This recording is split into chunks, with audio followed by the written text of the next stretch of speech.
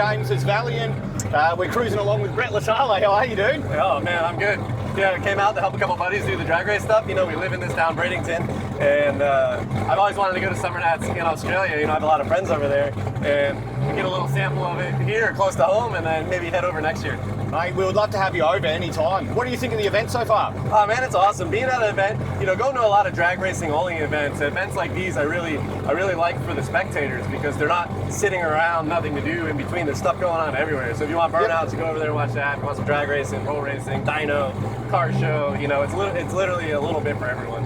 And that's been the great thing of Summernats back home is there's always something going on. There's always a different attraction, whether it be burnouts, the show hall, the elite hall, or down to the driving events, dyno. Brett's good friends with our friend Frank Marchese. Yeah. So Brett knows Frank and I put a bit of a show on at Summernats this year, making over 3,000 out of 3 cars in a row on the dyno. Yep. And I know Dale Healy's really good too. Yes, He had the dyno record for a while. He did, I was talking to him yesterday, actually. Yeah, Dale. I was like, how come you're not here? Dale's a really good mate of mine. We put a show on quite a few years back where we actually had blower versus turbo. So we had a Pro Slammer versus Dale's car. Oh, nice. And it was just tit for tat all weekend, and the turbo car obviously ended up making more than the blower car. But Right. yeah. So we're going to head down Skid Row. We're going to go blow a set of tyres off of this thing, I think. Nice. And we'll go around the whole venue and just have a look. Have you seen around the venue yet? And been down Just from coming in and out, but not real slow. Yeah, we'll go around the cruise route. We'll have a look. Yeah. But not only that, Brett's invited us to go and crew with him and the Motion Raceworks team at TX2K next week. That's right. Yeah, we're excited for that, man. We're getting ready. My buddy Jim Braun's car, who is operation manager at TBM Brakes, is also one of our companies.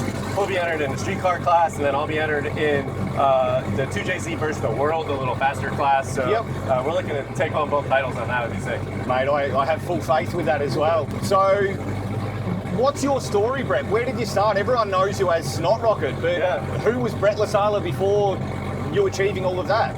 I mean, basically, I think my drag racing started for me when I was younger in hot rods through my dad. You know, kind of the same story as a lot of hot rodders, right? Like, with me and my dad built a car when I was 14 together.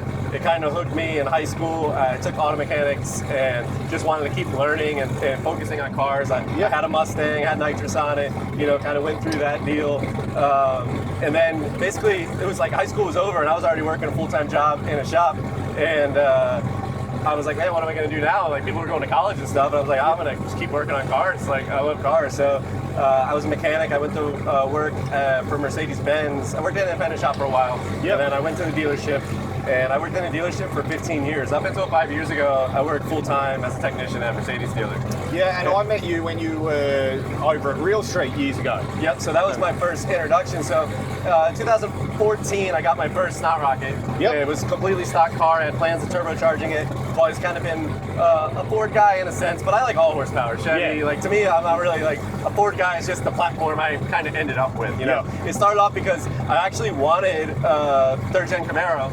And or fourth-gen Camaro. In high school, there was a Fox body for sale. My neighbor had one, and the Camaro I was looking at, the Camaro was $5,000, the Fox body was $3,000. That's how I ended up with a Mustang. Like, literally, it was just what I could afford. So I kind of, you know, just took that and ran with it in a sense. Yeah, the Fox bodies back home are super expensive. Like, to get a decent Fox body dead stock is kind of 30, 40 grand these days. Yeah, I mean, they're even expensive here. Like, those numbers, like, this was in 2002. So, like, you know, it was a lot different. And so anyway, kind of with the Ford stuff, I saw the Coyote and what it could do. You know, I did own Ford engines prior to the small block Ford. I did own a couple mod motors. I had a Lightning pickup truck with supercharger nitrous, and the mod motor had a lot of limitations. It wasn't a great engine. In forms of airflow. Now you can make them really good. There's some 4-valve guys doing it, but I wasn't attracted to it much at that time. I actually raced motorcycles then because the truck was slow. So I got into motocross and street bikes, and that was a lot cheaper to go faster. And did that, and then got back in the drag racing scene with that 14 car, put a turbo on it, basically went through every step of the way. Stock motor, turbo, built motor, got to the end of that car, basically when I ran a 690 with that car, like full, complete, an actual street car. You know, we all are flexible with that term. Like in Australia, they would have been considered a street car, yes. which I know is a lot harder than what we consider. Mate, over here, the term street car is very loose, isn't it? Right. No, that car needed more exhaust. It had a bumper exit, so it needed more to be actually Australia. But the rest of it was legit. That car ran 690, and I was kind of dumb. I was like, man, I want to start another car more extreme. All right, this is the first time we've ever driven James's car. I think let's get off a trans brake and see how it happens, eh? Yeah, I like it.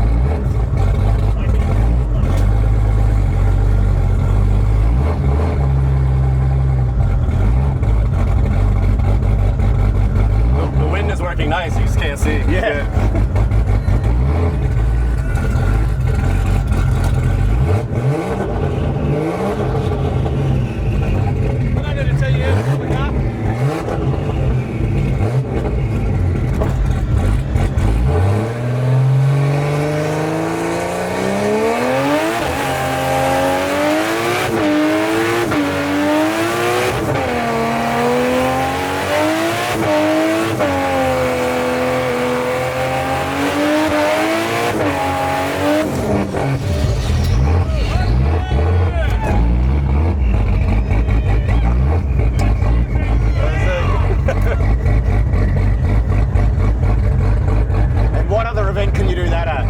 That setup is so cool. Just a nice little controlled skid, and you can just keep cars going in and out. Just make your way around and keep cruising. Yeah.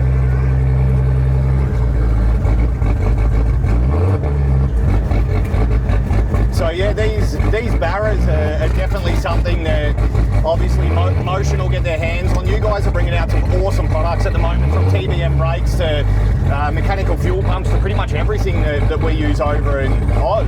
Yeah, I mean, it's a cool engine. It caught my eye a few years ago. And actually I sold it recently, a 64 Falcon that I ended up doing a Coyote swap in, but I wanted to do a Barra swap because the car was originally a straight 6, so I thought it'd be cool to do a straight 6. Yep. But the access to Coyotes to me, like there's one in the garage, so it ended up just being easier for me to put that in there. And you've really, look, in my opinion, we've got the most powerful Coyote in the country at the moment. We're probably the only ones making over 2,000 in Australia with them. Yeah. But you pioneered that. Like, that was something that, in our eyes, you kind of brought that platform to a whole new level. Right.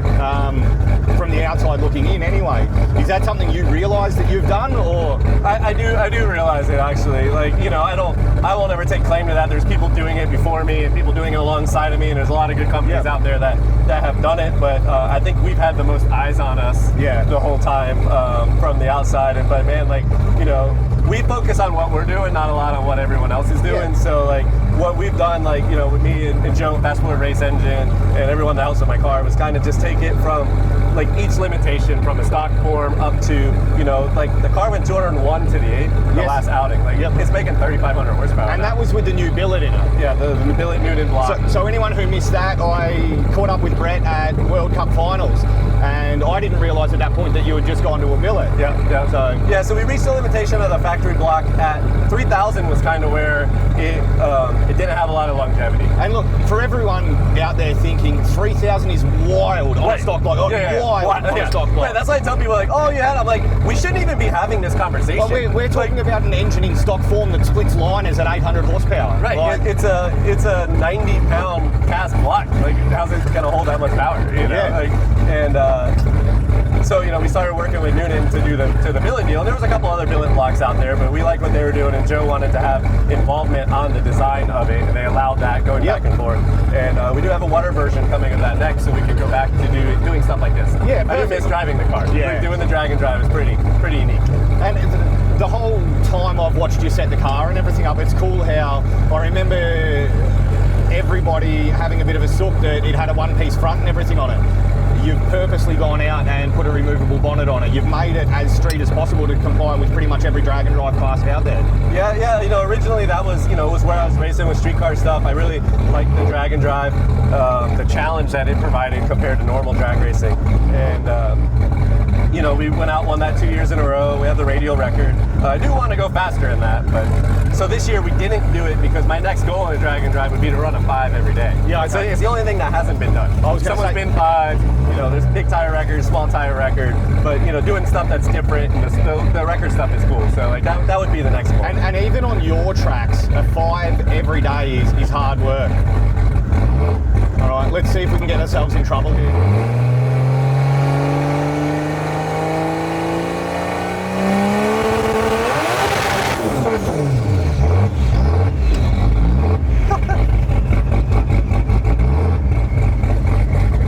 What other event can you just cruise around and do some trans brake launches? None, zero. Yeah, so and I think if any car, with how consistent that car is, like last time you went out in a drag and drive scenario, you were bottom 6s all week, weren't you? Yeah, we did. So we went out that week. We were trying to go faster than we did, but the first day, the thing with drag and drive is any plan you make, any strategy you have, pretty much goes out the window every single day, multiple times a day. Yes. Because nothing's the same. You never know. Weather, car brakes, depending on how many entries there are. You only get, like that day, we only got one shot at the racetrack. Yep. And we had a fueling issue and had a cylinder turn off, and it went 620. Yeah. Or no, I think it went a high 630 or 640. So at that point, we were back around to make another run. They called the event because it got too late. We didn't get not everyone didn't get to make another run. That changed the event for everyone. Tom Bailey withdrew from the race from that point because he aborted his first run. Yes. So at that point, I realized I couldn't carry a 6.0 average unless I went 5s or something that we didn't know how to do at the time. Yes. So we looked back at the competition, and then the next day we realized we could go 620s each day, win the event, keep our average, and then the last day we went 607 with it. And 607 at the end of a week of driving around, like everybody that'll be watching this knows my background from, we've won Australian Drag Week.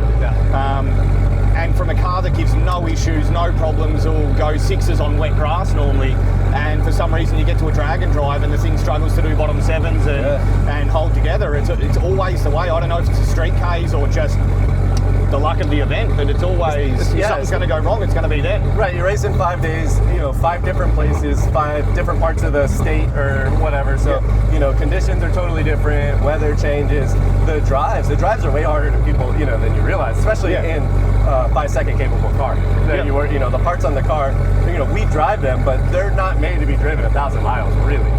At all. One pothole or one block from another car gets kicked up, like anything can end your week. Yeah. So making it through the week is the hardest part of a drag and drive. And everybody says street car. These are really race cars that we drive on the street. Right. Yeah. My car was purpose built to do what it was doing. Yeah. Right. That was it. But with the engine and the combo we had, we could drive it 1,000 miles. So. Yeah. Which is a huge effort. So not only the Coyote background, but I notice that Doug's doing a lot with the LT background now as well. You guys keep on trying to pioneer platforms that people aren't really doing. Yeah, it's pretty neat. I think that's what attracted us together. We have a lot of the similar mindsets and the way we thought processes on things. It's kind of how the relationship started, because he was already doing the LT thing as I was doing the Coyote thing, kind of separate, And I think at the end of the day, we were talking about it yesterday. It's like all drag racing roads end to a 4.9 Hemi. Yes. They all end to you need this dedicated race engine. Yeah. But man, I would never want to do it another way. Pushing this platform is it's just cool. It's what I'm passionate about. It's what I do. Could we do something else? Yeah. But this is kind of what we're doing. I've just been out with the boys racing Top Fuel a couple of weeks ago. Yeah. And as cool as that experience is, it's got nothing on street cars. Yeah.